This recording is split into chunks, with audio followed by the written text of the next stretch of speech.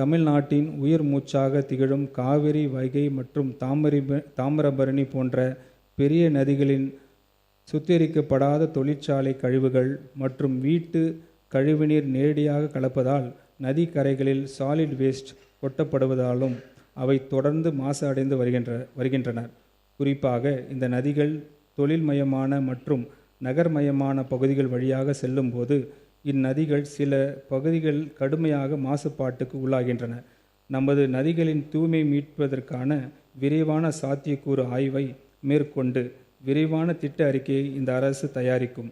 இத்திட்டத்தில் லிக்விட் வேஸ்ட்டை கையாளுவதற்கு கழிவுநீர் சுத்திகரிப்பு நிலையங்கள், சூவேஜ் ட்ரீட்மெண்ட் பிளான்ஸ் அமைத்தல் ஆகியவை உள்ளடக்கியாக இருக்கும்.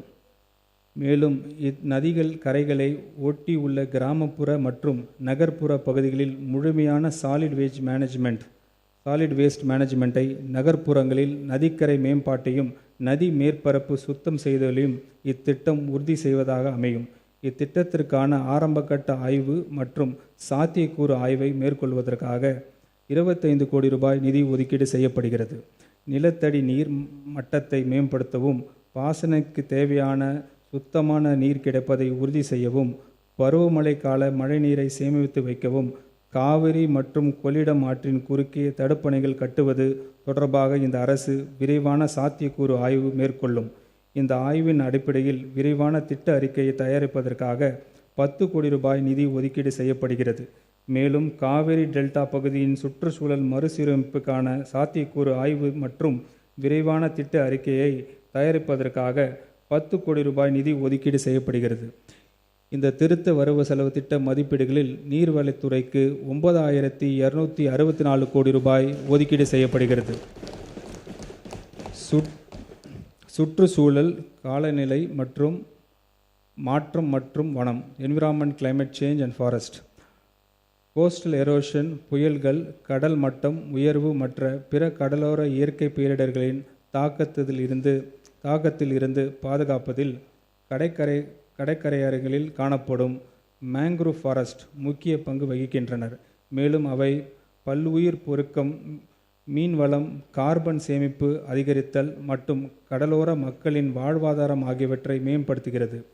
கடலோர பகுதிகளை வளப்படுத்தவும், பருவநிலை மாற்றத்தின் பாதிப்புகளை தணிக்கவும் பசுமை தமிழ்நாடு இயக்கத்தின் மூலம் தமிழ்நாடு நெய்தல் மீட்சி இயக்கத்தின் டிஎன் ஷோர் கீழ் கடலூர், விழுப்புரம், செங்கல்பட்டு, மயிலாடுதுறை, நாகப்பட்டினம், திருவாரூர், தஞ்சாவூர் மற்றும் கன்னியாகுமரி ஆகிய மாவட்டங்களில் மொத்தம் 40 கோடி ரூபாய் மதிப்பீட்டில் 2500 ஹெக்டேர் பரப்பளவில் மேங்க்ரூவ் ஃபாரஸ்ட் புதிதாக உருவாக்கப்படுவதுடன் சேதமடைந்த மேங்க்ரூவ் ஃபாரஸ்ட்டை மீட்டெடுக்கவும் தமிழ்நாட்டு நெய்தல் மீட்சி இயக்கத்தினை செயல்படுத்த திருத்த வரவு செலவு திட்ட மதிப்பீடுகளில் 322 கோடி ரூபாய் ஒதுக்கீடு செய்யப்படுகிறது.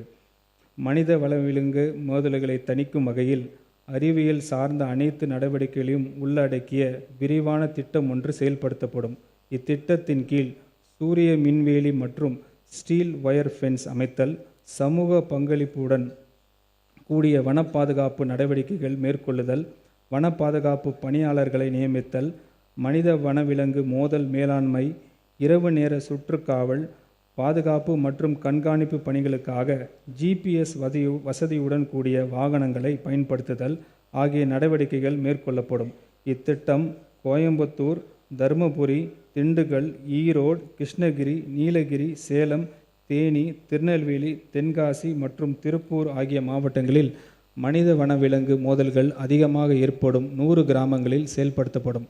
இதற்காக நடப்பு நிதி ஆண்டில் 20 கோடி ரூபாய் ஒதுக்கீடு செய்யப்படுகிறது.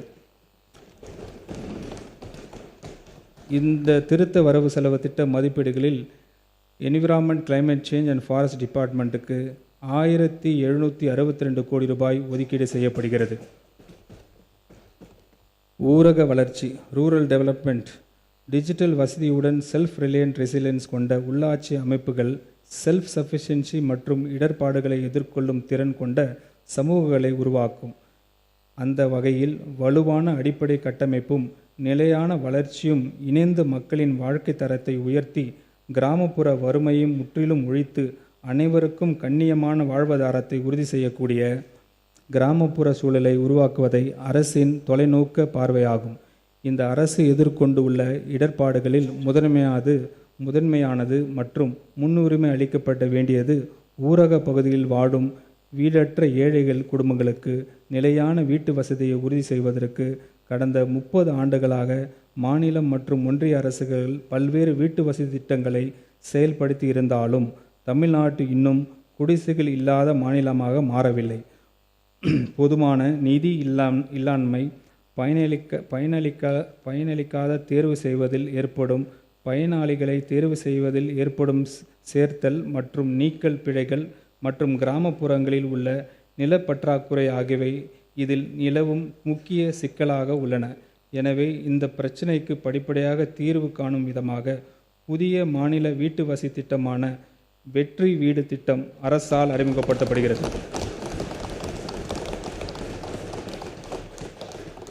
வீட்டுக்கான அலகு தொகை குறைவாக தீர்மானிக்கப்படுவதால் உண்மையில் மிகவும் தகுதி வாய்ந்த ஏழை குடும்பங்கள் வீடு வழங்கும் திட்டங்களில் இருந்து விலக்கப்பட்டு வருகின்றனர். கூடுதல் செலவை ஏற்றுக்கொள்ளும் திறன் கொண்ட குடும்பங்கள்தான் இந்த திட்டத்தின் கீழ் பயன்பெற முடியும். இதனை தவிர்க்கும் வகையில் இப்புதிய வீட்டு வசதி திட்டத்தின் கீழ் கூரை வீடுகளில் வசிப்பவர்களுக்கு கான்கிரீட் வீடுகள் கட்டுவதற்கு வீடு ஒன்றுக்கான அலகு தொகை 3.10 லட்சம் ரூபாயிலிருந்து 5 லட்சம் ரூபாயாக உயர்த்த அரசு முடிவு செய்துள்ளது.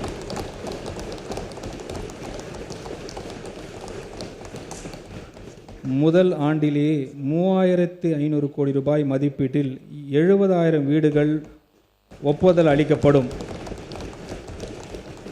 பிளே ஸ்டோர் மற்றும் ஆப் ஸ்டோரில் இருந்து பாலிமர் செயலியை QR கோடு மூலம் பதிவிறக்கம் செய்யுங்கள். செய்திகளை உடனுக்குடன் பெறுங்கள்.